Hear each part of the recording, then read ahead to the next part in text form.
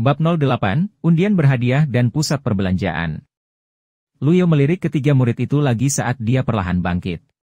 Tamparannya telah membuat mereka sangat menderita, sampai-sampai mereka kesulitan berdiri. Yuan Er kecil cukup bijaksana untuk berlari dan membantunya sampai dia mendapatkan pijakan dan kemudian menyingkir. Luyo berdiri dengan tangan terlipat di belakang punggungnya. Alih-alih melihat mereka, dia berjalan ke tepi gazebo dan menghadap ke pegunungan. Kabut membumbung di sulur di antara pegunungan, berputar-putar di udara. Gunung Pengadilan Emas, tanpa perisainya, tampak agak misterius. Old Third. Ya Tuan. Duan Musheng gemetar saat dia menundukkan kepalanya dan menjawab. Berapa rankingmu di daftar hitam? Ini, aku di tempat ke-18. Bagaimana dengan Old Forward? Aku tidak sebaik kakak senior. Aku di peringkat 25.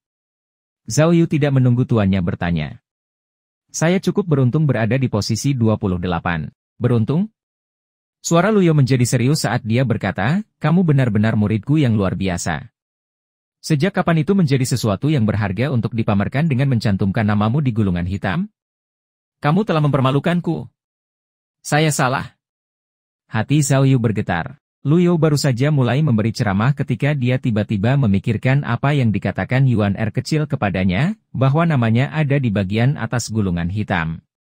Sepertinya dia paling mempermalukan dirinya sendiri. Untuk sesaat, dia merasa malu, tapi kemudian dia membuangnya. Karena kamu tahu kamu salah, kamu harus berubah, kata Luyo lirih.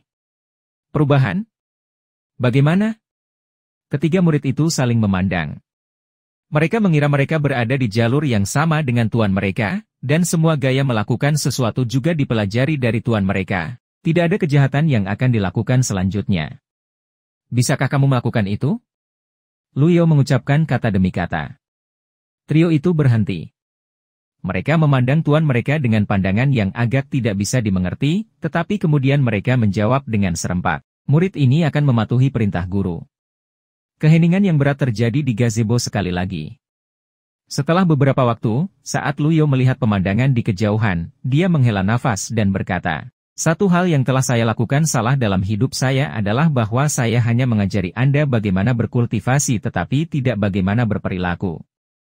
Aku juga salah, dan karena itu, aku menghasilkan banyak murid pengkhianat sepertimu. Tanpa mengomentari apa yang telah mereka lakukan di dunia kultivasi, hanya fakta bahwa mereka tidak mematuhi tuan mereka dan memendam niat untuk mengkhianati sekte sudah cukup untuk menandai mereka sebagai pengkhianat.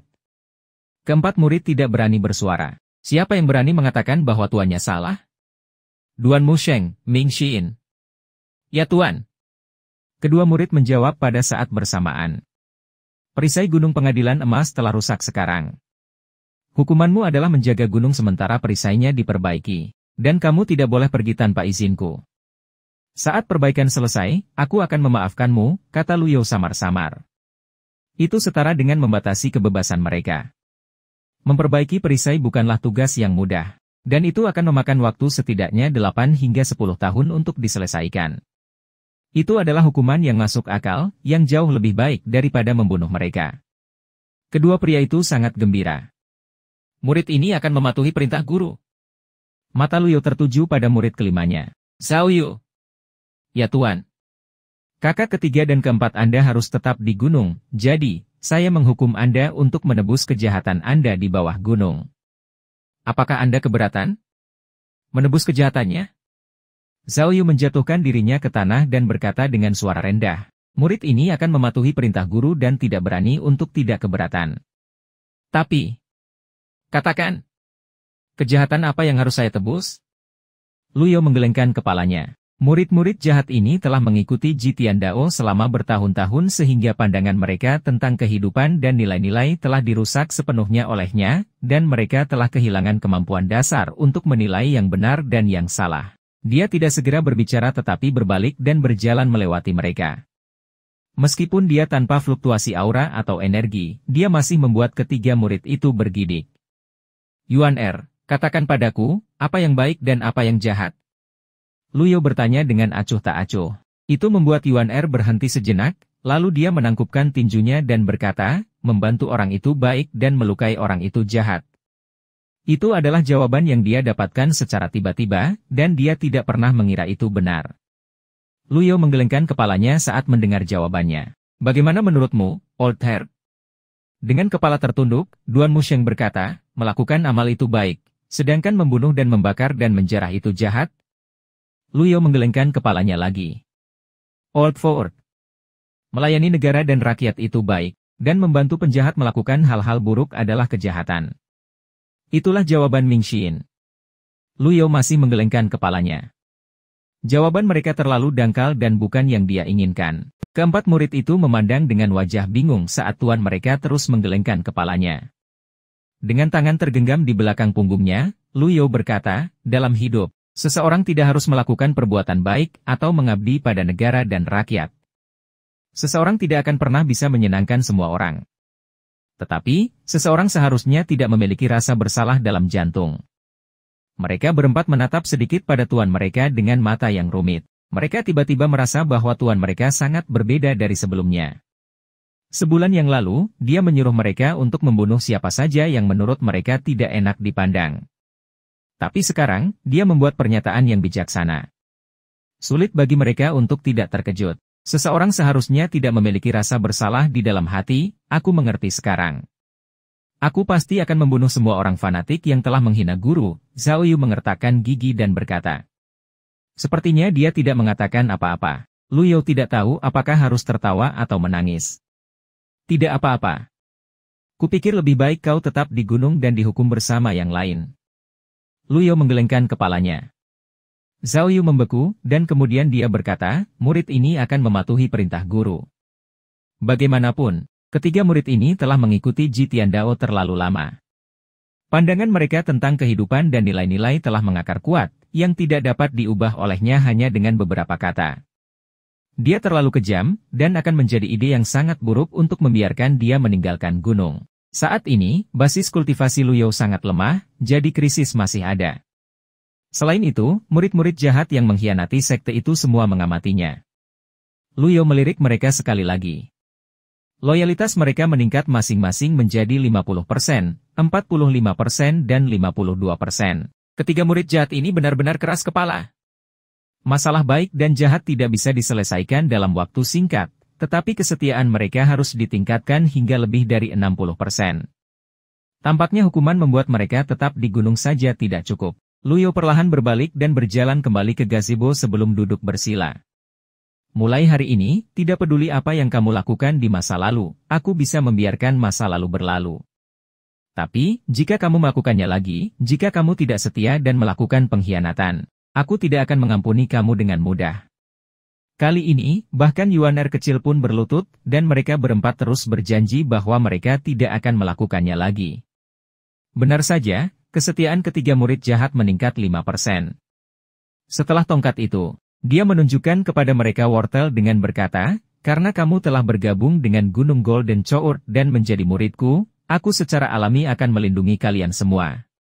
Loyalitas mereka meningkat 10% lagi sementara Yuan kecil meningkat 2%. Luyo mengangguk di dalam hatinya. Ide perlindungan telah banyak meningkatkan loyalitas mereka. Dunia sangat luas dan penuh keajaiban. Meski ada banyak sekte ortodoks terkenal, ada juga banyak orang munafik dan pengkhianat. Di dunia yang kompetitif dan kejam ini, orang tidak takut pada penjahat sejati, tetapi pada orang baik palsu. Dunia kultivasi sangat aneh dan beragam, penuh intrik. Merupakan berkah dalam hidup memiliki atap di atas kepala. Faktanya, itu adalah ide yang persis sama yang mereka miliki ketika mereka datang ke sini untuk mengakui dia sebagai tuan mereka. Ding, kamu telah menyelesaikan tugas menghukum 3 murid jahat. Kamu diberi 100 poin hadiah. Dia mendengar perintah sistem. Meninggalkan. Luyo berkata dengan suara samar. Ya tuan. 4 murid meninggalkan gazebo. Meskipun hati mereka tidak tenang, mereka merasa lebih terkejut dan bingung, terutama ketiga murid jahat itu. Mereka telah melakukan pengkhianatan, tetapi tuan mereka hanya melarang mereka di Gunung Pengadilan Emas. Itu tidak berbeda dengan bantuan yang besar. Jika sebelumnya, akan ada pemukulan brutal dan luka serius. Ketika semua muridnya pergi, Luyo menghela nafas lega dan membuka menu pribadi. Nama, Luyo. Ras, manusia. Basis budidaya, badi tempering tingkat ke-9. Avatar, tidak ada. Poin merit, 200. Sisa hidup, 321 hari. Item, kartu bentuk puncak Jitian Dao X2. Kartu blok kritis, pasif, X5. Teknik budidaya, tidak ada. Dia sangat lemah. Hanya setelah mengalami bentuk puncak, Luyo menyadari betapa lemahnya tubuh ini. Ketika dia melihat bahwa dia memiliki 200 poin prestasi, dia berkata, undian berhadiah. Ding, setiap undian menghabiskan 50 poin prestasi, dan jika undian gagal, Anda akan mendapatkan 1 poin keberuntungan. Itu penipuan. Pusat perbelanjaan. Antarmuka di matanya berubah. Pusat perbelanjaan itu penuh dengan berbagai senjata dan teknik budidaya. Kamu bahkan bisa membeli avatar? Luyo tidak bisa berkata-kata. Avatar adalah salah satu keterampilan terkuat para pembudidaya. Ketika para kultivator berkultivasi ke alam tertentu, mereka akan memadatkan indera ketuhanan mereka menjadi avatar besar. Semakin kuat pembudidaya, semakin kuat avatar mereka. Sayangnya, sebagian besar item berwarna merah dan tidak dapat dibeli. Avatar peringkat magang, Basic Taiji, berharga 300 poin prestasi.